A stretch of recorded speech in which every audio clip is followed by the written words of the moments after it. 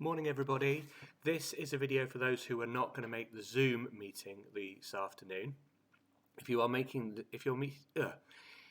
to make the Zoom meeting, you do not need to watch this video because I will explain everything.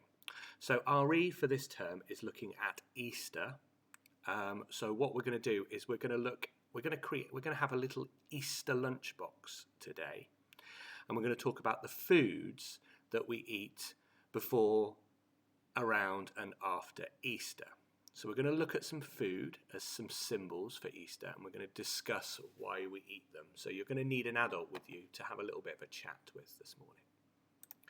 So let's have a look inside my Easter lunchbox. What have we got? So the first thing we've got are some pancakes. Okay, they're actually the first food that we eat that is linked to Easter. You may find that you've already had some already. So what I want you to do is just pause the video now and talk to your grown-up about when do we eat them and why you think we eat them. So pause the video now. Okay, so hopefully you'll have realised that you've already had pancakes linked to Easter, and we have them on Shrove Tuesday. Shrove Tuesday is important because it is the day before the start of Lent, okay? And traditionally, Christians at Lent give up things. And when they first started giving up things for Lent, they gave up high, rich foods, things like eggs and sugar and butter and flour. So what they did was they needed a recipe for something to combine all these ingredients together to get rid of them out of the house. So they didn't have any, so they wouldn't eat them over Lent. Okay, so they're eaten, Shrove Tuesday, eaten at the start of Lent. And it's to use up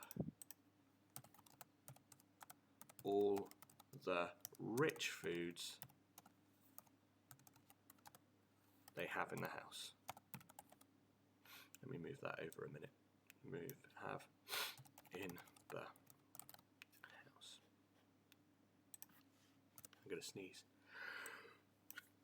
I'm not. Oh. So that is why they choose pancakes. Now, they just used to have plain pancakes. Now we have them with all kinds of things. We have them with sugar. We have them with lemon juice.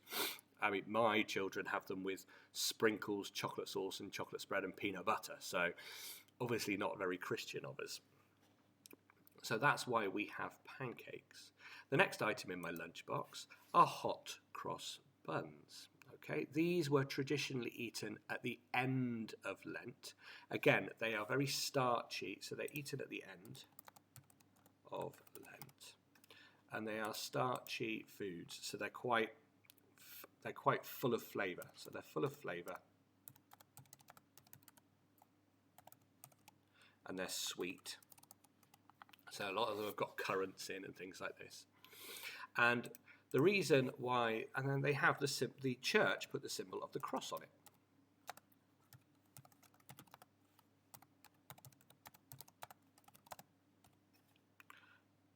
To remind us about what happened at Christmas. Okay, so that's why we have hot cross buns, and that's why it's got the cross over the top. The next thing are chocolate eggs. And this dates back even before Christian times into pagan times. Eggs were the symbol of new life. So it's not just chocolate eggs. They used to be actual, kind of proper chickens and eggs as well.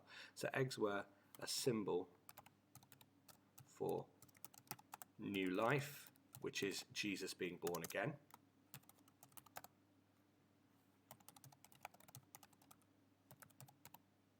Got to have a capital letter for Jesus, sorry. Okay, and again, so the eggs were a symbol for new life. They symbolize Jesus being born again, but they're hollow now. They're hollow because it symbolizes Jesus' tomb as well.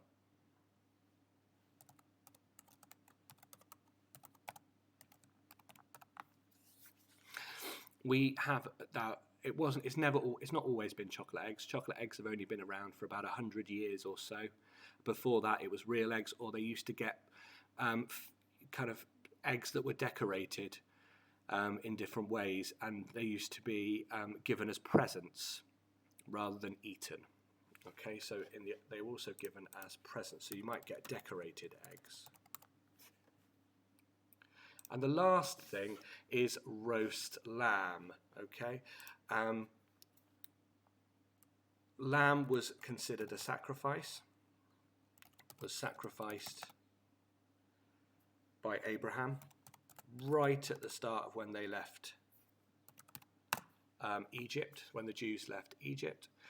It's also considered to be new life as well, just like the eggs for the chicks.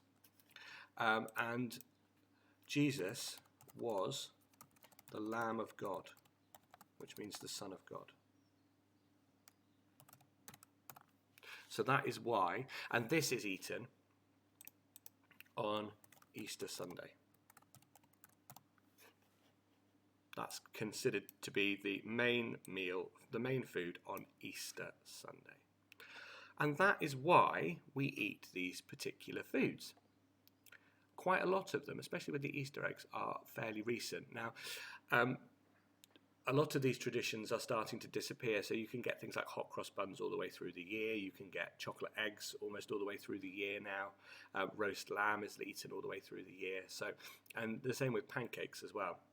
So a lot of the traditions are starting to disappear, but they all started with kind of pagan and Christian kind of symbols for leading up to Lent and Easter.